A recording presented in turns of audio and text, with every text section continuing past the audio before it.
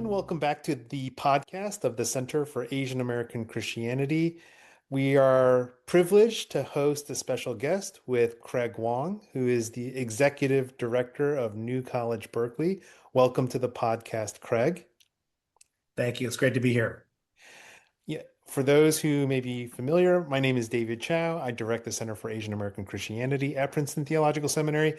And we have Josh Livingston. Josh, do you want to maybe introduce yourself to our audience? Hello, everyone. Josh Livingston. I serve as the managing editor for the Center for Asian American Christianity's online magazine, Imagine Otherwise. Wonderful.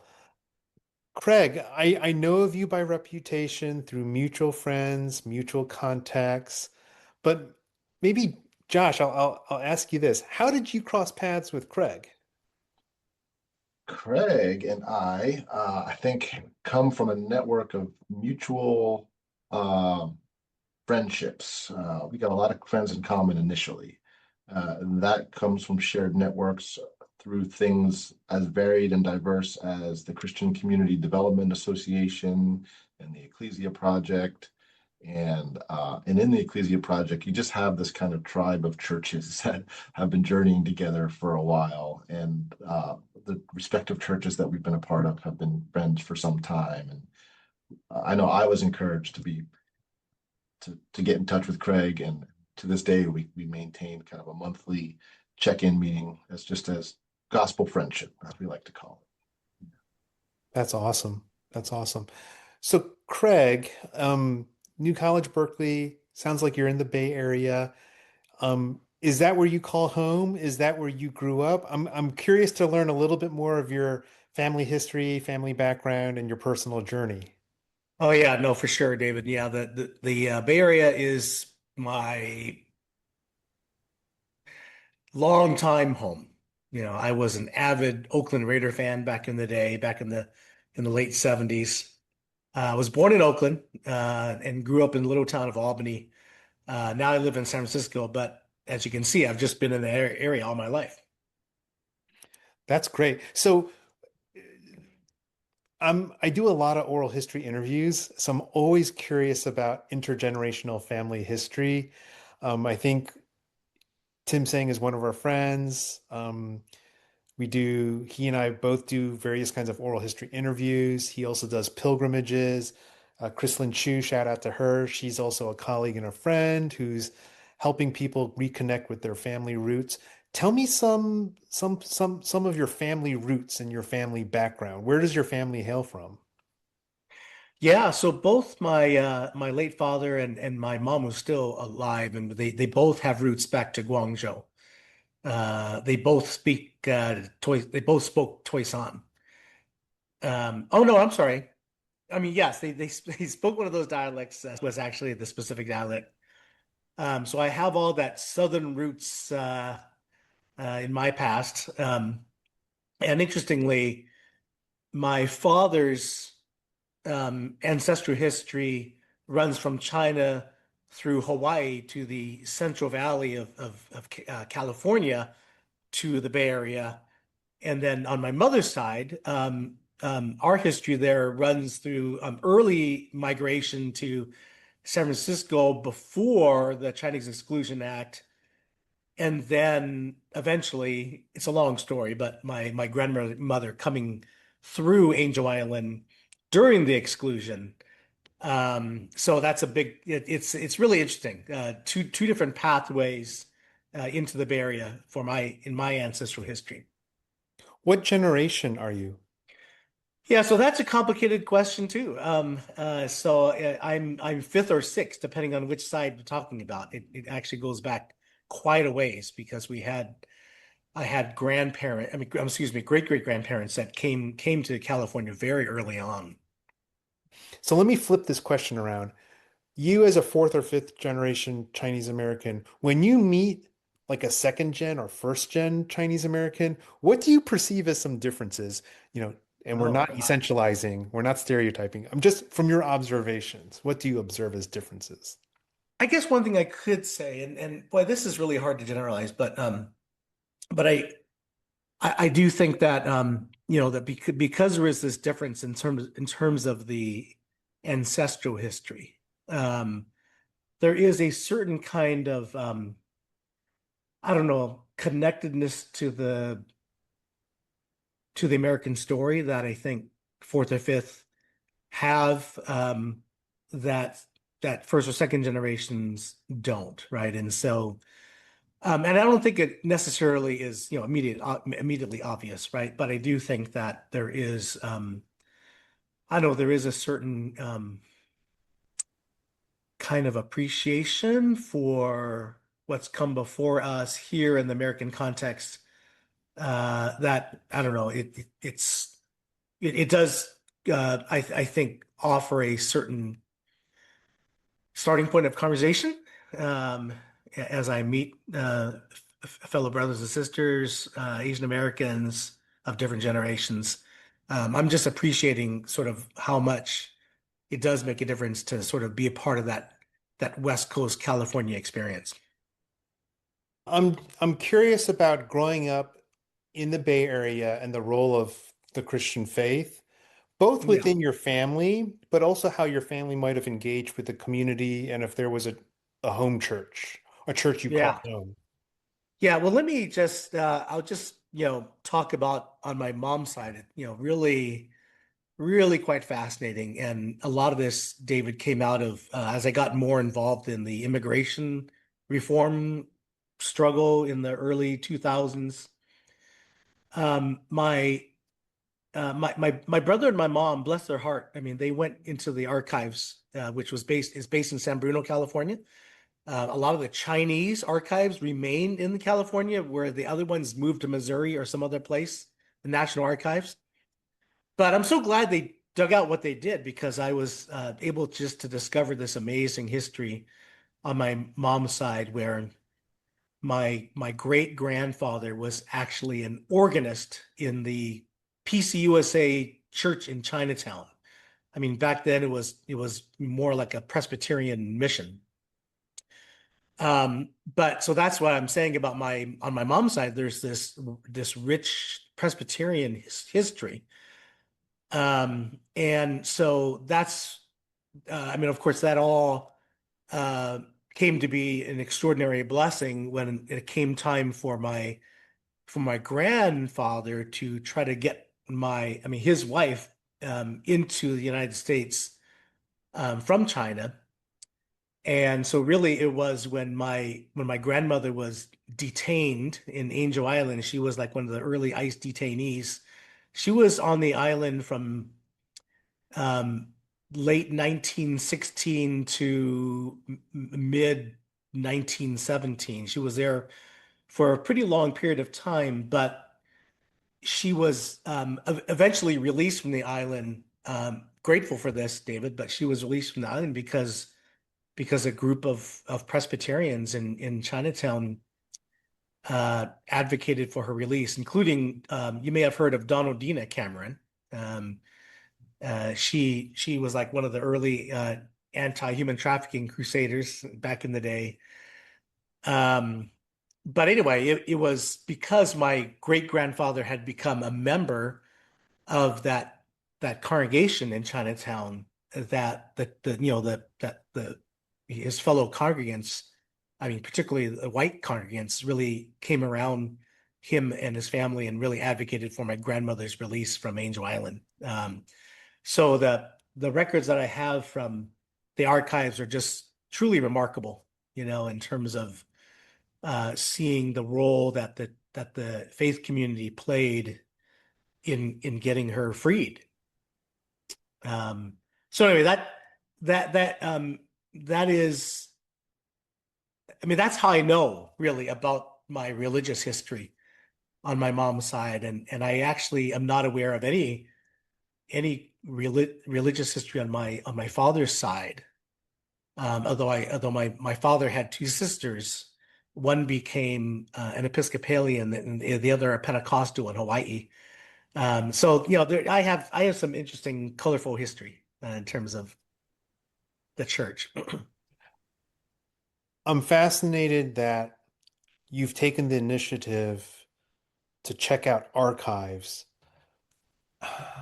I wonder how many Asian immigrant families know their own family history, but even the history of other people like them. So I guess the question here is,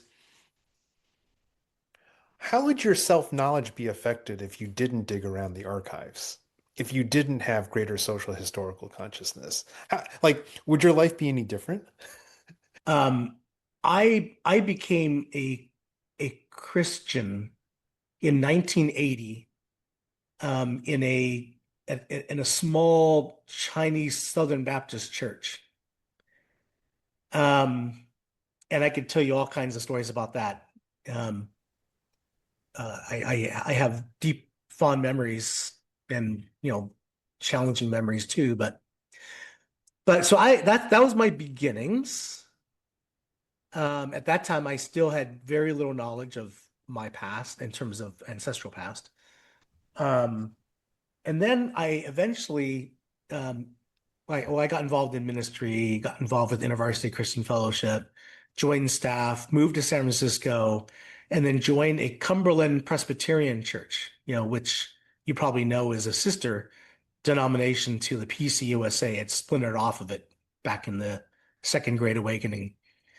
But I guess what I want to say is that that church that Cumberland offshoot that I joined in San Francisco, which was I would describe it as predominantly Pan-Asian and white, um, had a very strong prophetic edge to it, and so I eventually. I mean, just to make a long story short, I eventually ended up serving on staff with that church and being involved in its ministry to the community.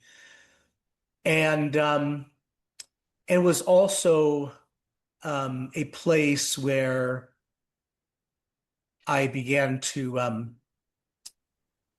understand um, the gospel and the church in the context of empire. I mean, I was very, very influenced by the events of 9/11, and our pastor who was a white pastor, was led us in very prophetic ways. And so, and so I became involved, especially after the advent of the Patriot Act and this crackdown on immigrants and people of color. I got involved pretty heavily in immigration work in the context of my church work, right? And so, anyway, the reason why I'm giving this background, David, is that it was also around that time that my mom and my brother went to the archives, and I actually, like, I'm not even sure why they went to the archives other than just curious, right? But there was this amazing dovetailing for me of learning about my ancestral immigrant history, Angel Island, the detainment, the interrogations, um, the Chinese exclusion, right? So all of that, I'm learning about that at the same time that I'm getting involved in, the new sanctuary movement. You know what I mean? And as it played out locally, as you know, San Francisco was a sanctuary ordinance city.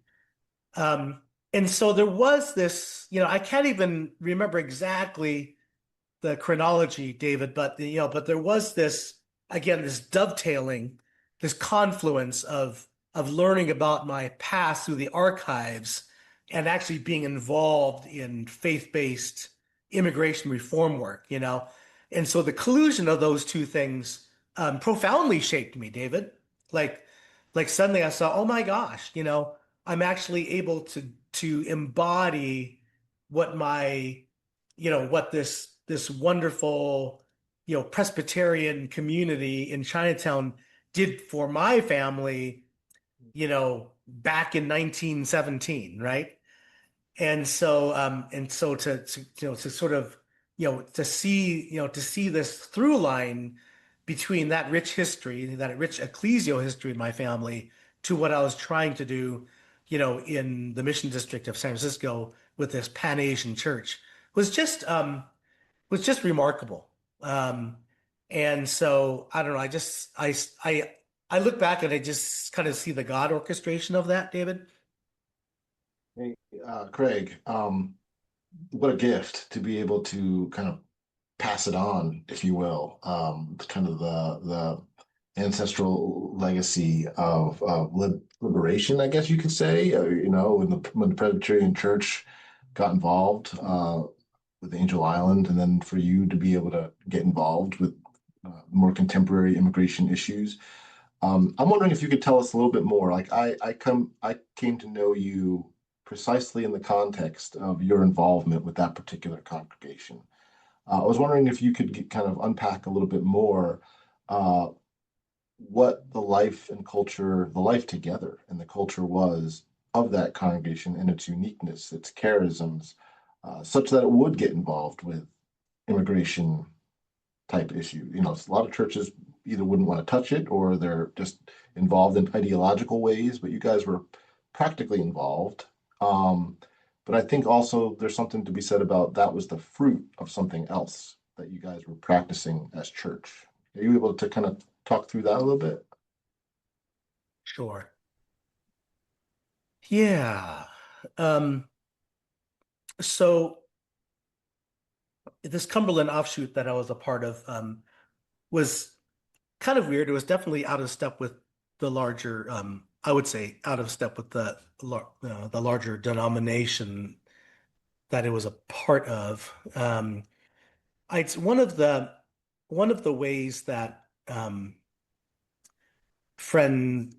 pastoral friends have described that congregation was that we had a Reformed theology with an Anabaptist ecclesiology.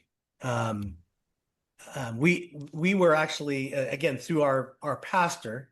Um, uh, he was heavily influenced by Stanley Hauerwas and Yoder's body politic, and so unlike I think the the more mainstream evangelicalism that I had come out of, as part of this small Southern Baptist church in the East Bay.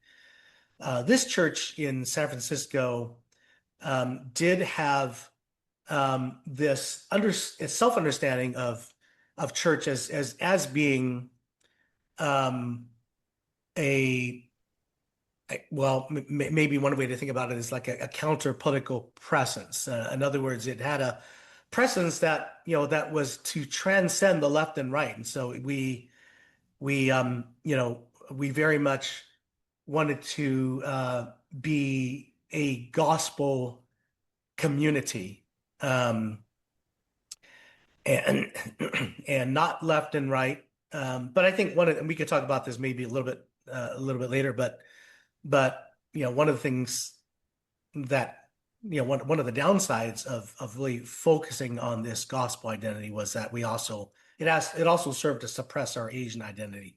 It's a whole other thing. um, but just to say that we were part of a congregation. I was part of a congregation and served a congregation that did have a more, and I guess way of putting it is more holistic understanding of the gospel, that it wasn't just this personal pietistic experience of God, personal salvation, but that the gospel had implications in the whole of society, in the whole of global and geopolitical politics, and how what cities need, and what it means to show up in our neighborhood. So there was so I think that really did provide an important an important setting for me to be, it gave me freedom to be responsive to what was going on. Again, like I said, with the Patriot Act, we were situated in a neighborhood that was very Latino, and so the families that we got connected to were Latino, Spanish speaking. And of course, they were almost immediately adversely affected by 9/11, along with Muslim and other Asian communities. And so being in that neighborhood, and then my job, of course, was to help the church to reach out to its neighborhood. I couldn't not be responsive to what was going on for our Latino brothers and sisters in that neighborhood. So I don't know if that all makes sense, but I think that, I think our our ecclesiology, our holistic gospel, set the stage for my more intimate involvement with the community, and to be able to respond to what was going on politically, and what the government was doing, was able to do it out of that faith context, out of that faith community. I don't know, does that help, Josh? The sentence or phrase that comes to mind as I process that, Craig, is the whole gospel for all of life. The whole gospel for all of life. And your ministry in your neighborhood across racial ethnic difference exemplifies the whole gospel for all of life. I want to connect it to something you said earlier. Early in the 2000s, your mom and brother went to the archives. Um, this catalyzed a series of awarenesses. In my language, your personal individual history with a broader immigration or even racial or social history. And these two things, the words you used were collusion. They kind of colluded together and or dovetailed together. So I want to me, these seem like pretty important vignettes where things are coming and dovetailing together in your life, this integration of personal and social. And then there seems to be a theological formation happening where the whole gospel for all of life is also occurring. Can you tell us how that works? Put that together for us. It's funny because when I look back and I realize that there are all these different elements coming together, and it's not like I did any orchestration, you know what I mean? Like it just, these different, vistas unfolded, right? Um, I think part of it, David, is that for whatever reason, I have always been intrigued by the big picture. Like in other words, I think I just naturally have this need to connect the dots. Um, and so the spiritual, the historical, the ecclesial, all, I can't, I don't even feel like I can sort of, distill it down certainly to a methodology, you know what I mean?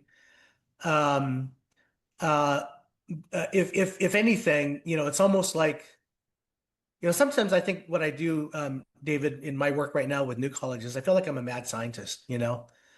And so I kind of sense what's needed, and I bring those elements together, and then I see what happens, because I think that's my life, David. Like it's not like all these pieces came together because, I somehow methodically, figured them all out, these connections. I know that's the lame answer, David. I wish I could give you a better answer. You mentioned the church where you were serving at had all these wonderful gifts and attributes, but then you quickly mentioned as an aside the suppression of your Asian or Chinese Yeah. identity within that context. Um, I think through email you've also mentioned you were part of a Chinese immigrant church, um, perhaps where your Asian identity was maybe, I don't know, overdetermined or not suppressed. So I'm curious about your church background and experiences in your being Chinese. Like, is church a good place for the formation of your Asian identity or not? Yeah. I really have two. I mean, I'm at a different church now, but before that, really it came down to two church contexts. So one was this Chinese Southern Baptist church in Berkeley, and it was all Chinese, 100% Chinese, and it really was, in terms of my own, my life growing up in the East Bay and particularly in this little town of Albany, being part of that Chinese church. I mean, it was the first time I had really been in an all Chinese context. I was, I think in a lot of ways growing up, I was pretty colorblind. Even blind to my own color. So I do think that being part of that Chinese church was a gift to me, because it's not that we talked about our Chineseness a whole lot, but we were just immersed in it, and I think certain assumptions, like the familial commitments of Chinese culture, the deference to elders, a much more collective culture. Like I experienced all that at this little Chinese church, and it was really, if I'm honest, it was kind of new to me, and I became a Christian. I became a Christian in that little Chinese Southern Baptist church. Now I'll just say that, it was, I think, not unlike most, Chinese churches. We drank from the wells of, Chuck Swindoll and Josh McDowell. We had an outreach night, where we showed A Thief in the Night. We're talking about, dispensationalism of that, that was all the rage in that time. And I don't know if you're familiar with this outfit, uh, David and Josh, but we would hop, in my little Chinese church, we'd hop in the cars and go to the Oakland Coliseum and listen to Bill Gothard and Bill Gothard's Basic Youth Conflicts Institute. Um, and that's when I, learned that I needed to, take all my Earth, Wind, and Fire and Elton John albums and burn them. So, so that's my background. And then I eventually, well, and so it would, anyway, so that was sort of that context. But, I guess one thing I will say is that there was, when I was only at that church for maybe 5, 6 years in my young Christian life, from age, I was an 18-year-old UC Berkeley freshman, was there for the next, up until graduation. Um, so I was there, all pretty much all 4 years of my college life. But I also want to say this is really, always kind of chokes me up a bit. But we had a number of different Chinese pastors. It was a little bit like a revolving door of the pastors. So a lot of them. But the last one, the last Chinese pastor, Pastor Tony, um, I was just really struck that even though we were this, I would say this very insular little congregation, um, um, just yeah, this small family church, right? But one of the things that Pastor Tony said to me, uh, which I look back kind of still with kind of amazement. He said, because I was talking with him saying that, I'm getting really involved with InterVarsity Christian Fellowship, campus ministry. I'm considering, joining staff even. Um, and what do you think? And this Chinese pastor, this Chinese Southern Baptist pastor, he says, the work of God goes beyond the walls of my church. And if God is training you to be a leader outside of this church, who am I to get in the way? Now, I've known enough Chinese churches, in my ministry career to know that I feel like that response is fairly rare. And so, so as again as tight and insular as that congregational experience might have been, it there was also a way in which the pastor gave me a lot of room to breathe, and not only that, I guess if I could just share this, I'm so grateful because it turns out that uh, at the time that I was there, they most of their missions budget went to a missionary in Southeast Asia, and this woman missionary came back and was on furlough, and they just basically transferred all their support from her to me as an InterVarsity staff worker, and they supported me for the next, I don't know, 5 years or so. And so anyway, that's to say that I have this really mixed experience with the Chinese church. On one hand, we'd all go and listen to Bill Gothard, and I burn my records. And then on the other hand, they gave me the freedom, not just freedom, but the financial support to join a very, I mean, mainly evangelical, but ecclesially diverse parachurch ministry like InterVarsity. So, what gives? I mean, how do you figure that out, right? But that's my experience, and so I just have both. I mean, my Chinese church experience is very mixed, with some challenging things and also some really wonderful things. I can tell that the Chinese church was a deep part of your formation, identity, theological, spiritual. You're now at New College, Berkeley, as its executive director. Share with our audience some of your current passion projects and how your past experiences might have shaped some of your current passion projects. Yeah, so what's really interesting is that it with New College Berkeley, we're really wanting to be this third space outside of the traditional church and academy. We want to be a place where the gospel and faithfulness to the gospel can be discerned in community. And as I have been,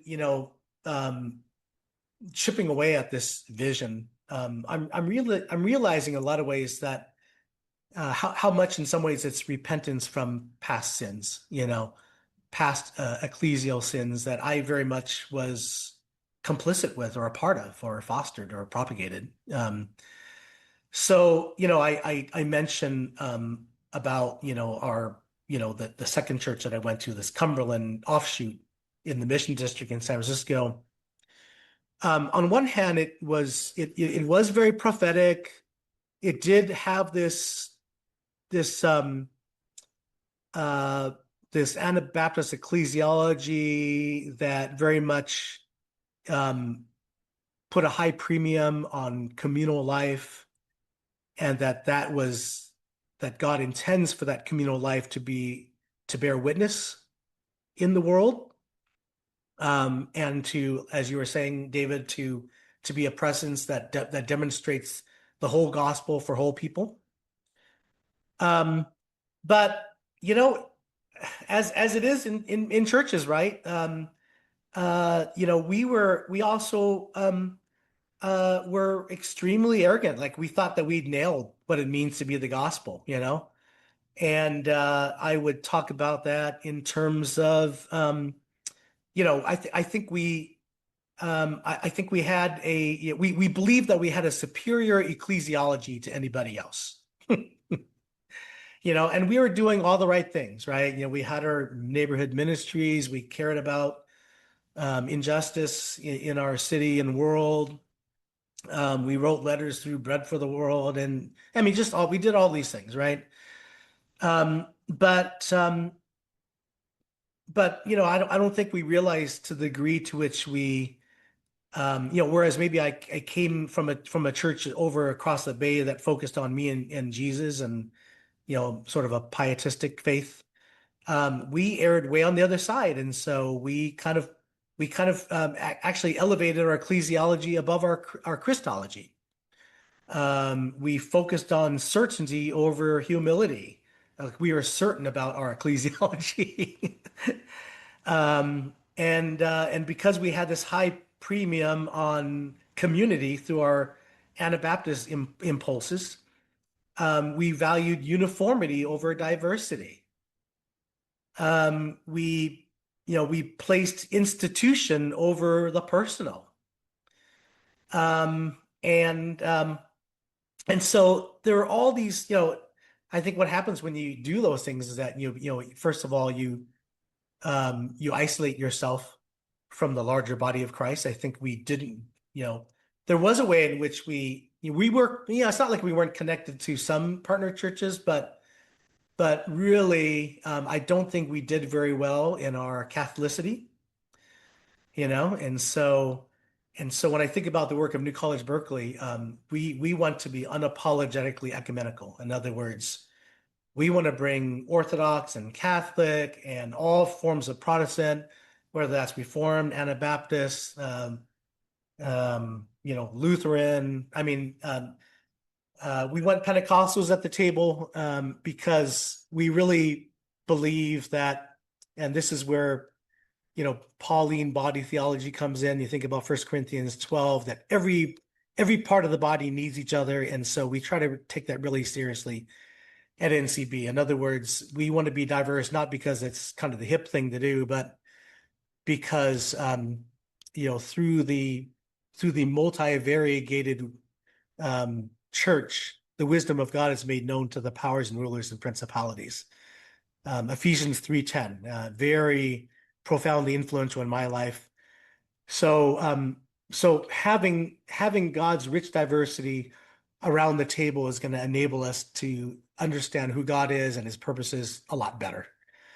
And I do think that it goes against just the profound, illness of the American church, in its history, which has been to divide and to siloize and to balkanize and to pit ourselves one against the other in all kinds of ways that has completely destroyed and undermined our witness. So we want to be about reversing that, working on that.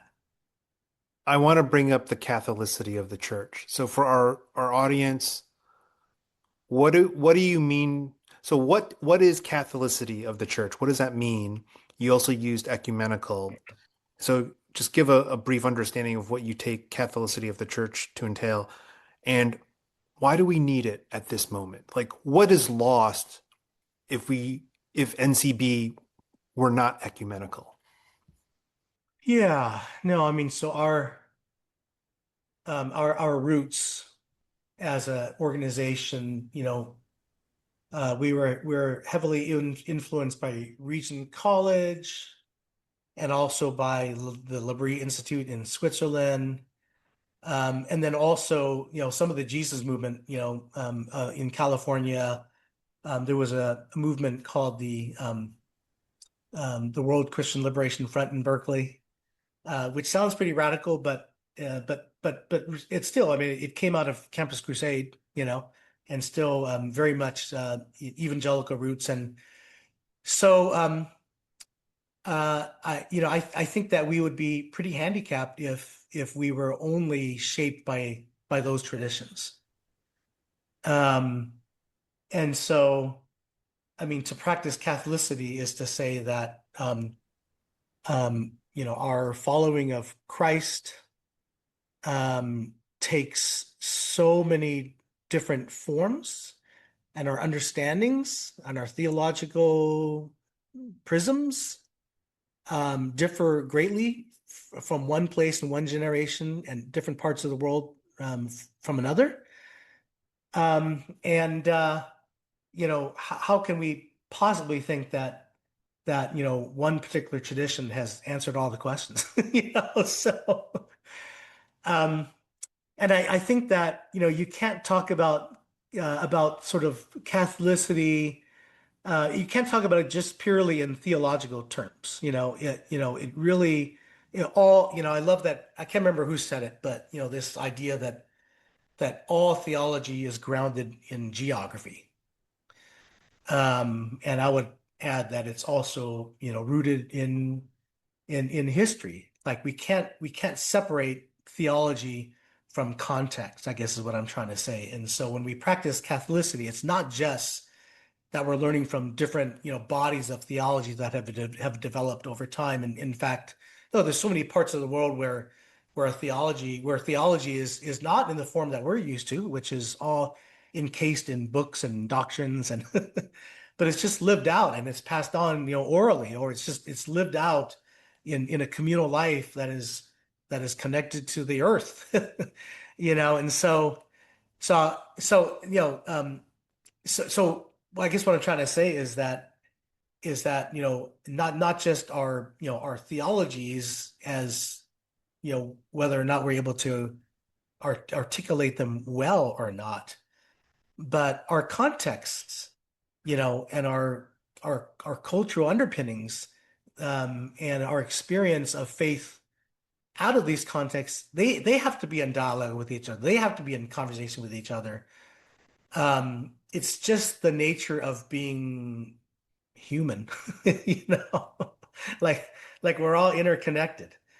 And so, you know, I think the scriptures, speak of that in no uncertain terms. Again, going back to Pauline body theology, or just that God's intent was always, to to um, to bear witness to Himself in a way that brought the whole of human family together into one family. And so, of course, it's the eschatological picture that we see in Revelation as an example, where all nations and all gifts from nations all come together and under one Lord. And so it is the trajectory of the church. It's the trajectory of the gospel. It's the fruit of the gospel. And so anyway, to practice our Catholicity is to inhabit that vision, right? That theological vision of one family under God. How would you say maybe your own context, your own ancestral um, uh, pathways and heritage shaped you uniquely for this role that you're facilitating here at New College? Hmm.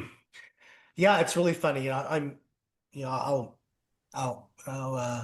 confess my age here. Like I'm in my 60s. I don't know how much more time I have left. Um, but I feel like I feel like I'm still I feel like I'm still trying to answer that question, Josh, to be honest. Um, I feel like my own journey of embracing my Asian American identity, my identity as you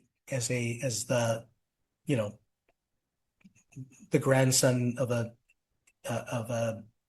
exclusion era detainee. I feel like that's all still, I'm still very much, uh, discovering what that means for me and for ministry. Um, but I will say that, again, going back to the story of sort of, all of the amazement of my family history as discovered through the archives, that has really, um, and this is, some of the ways that we want to grow with New College, is that, like, I've had the deep privilege of being able to lead some tours of the immigration station on Angel Island. Most recently with a group of Japanese, to visit Angel Island and to discover, all the connections, of Angel Island, even to the Japanese internment, right? And so here we are, me as a Chinese American interacting with these Japanese Americans, and discovering all this overlapping history between the two of us from the story of the immigration station on that island. And so there is this enrichment that is happening. In other words, that this appreciation for my ancestral past and how it is inextricably woven into the history of America and the American Empire. And then to be able to, discuss that with other Asians and non-Asians, and to be able to make connections. It's been so important, the sort of a resurgence, I think, of a really healthy resurgence of interest in the um, in the Japanese internment history because of its direct connections, ways that we can understand, sort of the historic roots of what's happening today, right?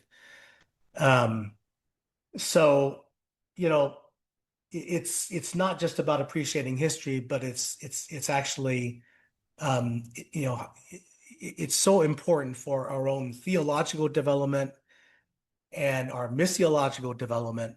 Like, what does it mean for us to show up faithfully in today's world? Um, and I can't overstate how important um, our our history is, our ancestry and our experience, as in my case as a Chinese American, has been to the work I'm doing. I mean, it's just, you know, in a lot of ways they there's no compartmentalizing here. It's like it's all part of the same fabric. So I think that's a wonderful and fitting note to wrap up our fireside chat podcast conversation, Craig. Some themes that emerge for me as takeaway and as so deeply encouraging, I hope also for our audience, is this integration of your Asian American and specifically Chinese history, background, family life with your robustly Christian, biblical, Jesus centered, church centered commitments, and how you're telling us your stories shows their mingling, coalescing, coming together. And that's not necessarily a natural thing. It kind of requires some juice, some work, some activation, but somehow God has providentially given you that juice to bring them together. And that's a really cool thing to behold. um, thank you, David. And it's exciting, and I think just getting connected to people like you, and of course I've known Josh for a long time, but I think the kinds of conversations we're having now, and even just like what we just had in this last hour, it's both extremely encouraging for me and my own development and growth as a leader. But also, and I think you've said this, David, I think there's something very timely about this. And I do think that, and I include myself in this, I think Asian American Christians, I think we need to step up, um, and more fully embrace our who we are, because I think we have an important contribution to make in this particular social and political moment. And so anyway, that's all to say that grateful for this conversation, grateful for what you do, David, grateful for the journey you're on, Josh, and just that our paths are overlapping. What a wonderful gift that is. So thank you so much for letting me be here.